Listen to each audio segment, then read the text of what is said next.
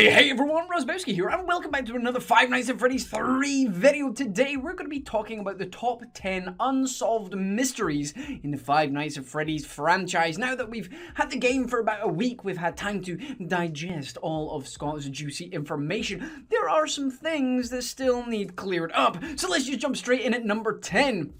And at number 10, guys, we have got, is Springtrap still alive? Now, at the end of Night 6 Nightmare Mode, we get a newspaper clipping claiming the building has been burned down. However, if we highlight the newspaper, we get to see a hidden picture behind Toy Freddy that looks like Springtrap. Does this mean that Springtrap is still alive?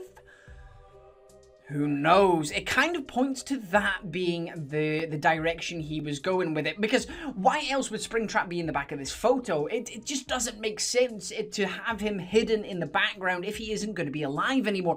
And it would be pretty damn interesting to see what he would look like all burned up. Imagine him in another location, or perhaps he gets auctioned off to somebody else and they create their own franchise and he goes about looking all horrible and disfigured, even more than he already was.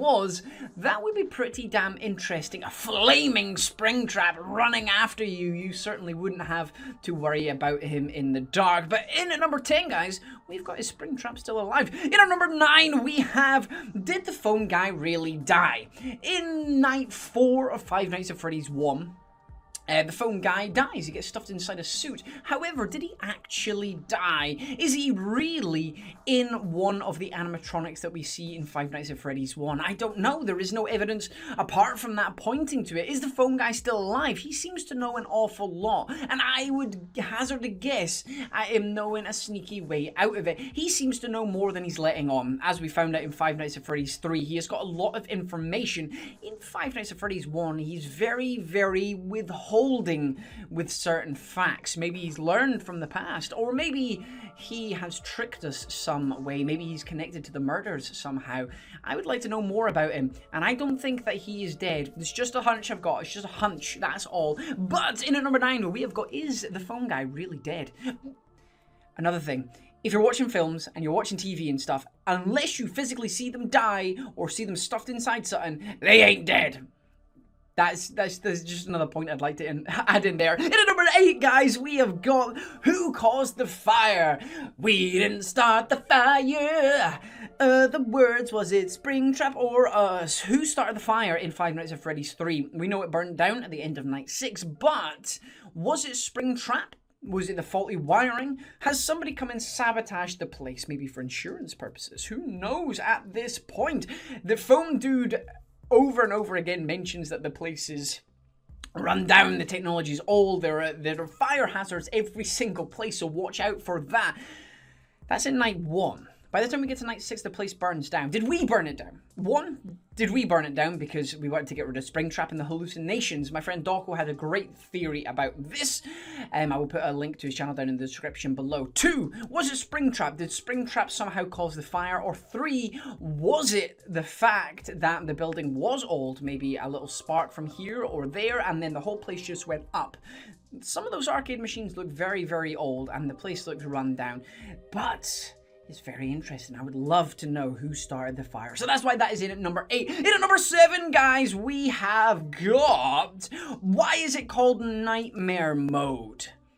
Why is it called Nightmare Mode and not Night 6? In the previous games, it was just called Night 6 and Night 7. But why is it called Nightmare Mode in this? It kind of ties hand in hand, perhaps, with the fact that we've got hallucinations. This is us. Are we reliving some kind of nightmare, some sort of hallucination? Have we been there before and we're replaying it over and over and over in our heads? Maybe this is us as a person, and Night 6 doesn't actually exist. It is us remembering back on it before we burn the place down. Kind of works out quite well, but it's always puzzled me why it was called Nightmare Night and not just Night 6. That's exactly why it's in at number 7. In at number 6, we are, who are we?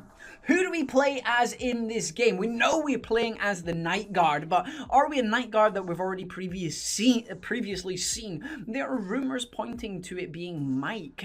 But are these true? I mean, we don't get a paycheck at the end of the 5th night or 6th night saying who our name is, and it kind of strikes me as weird that we don't get that. Because surely we're not volunteering in this job. I wouldn't be volunteering in this job. If Springtrap was there, I would not be volunteering. There's no way in hell I would be in there. So who the hell do we play as in this game? Got a couple of theories that we'll be seeing some videos on in the future, but that is one mystery that I would like to see solved. That's why that's in at number 6. In at number 5, guys, we're in the top 5 now. We are got who are Purple Freddy and Shadow Bonnie. Now, there are a couple of theories about Purple Freddy and Shadow Bonnie. Does Purple Freddy actually exist? Is Purple Freddy just a manifestation of Golden Freddy with a purple man inside it? Is Scott using it as an artistic method to show us that the purple man is actually inside Purple Freddy? Well, inside Golden Freddy, making him Purple Freddy. Is that all it is? Or perhaps is Purple Freddy and Purple Bonnie / Shadow Bonnie, are they actually real suits? Because in night 4 phone call, if I remember correctly, there is a sister location. If something happens and we have to get rid of the Spring Bonnie and the Golden Freddy suits. So he says don't question where they've come from. Don't question about their suitability. Just use them.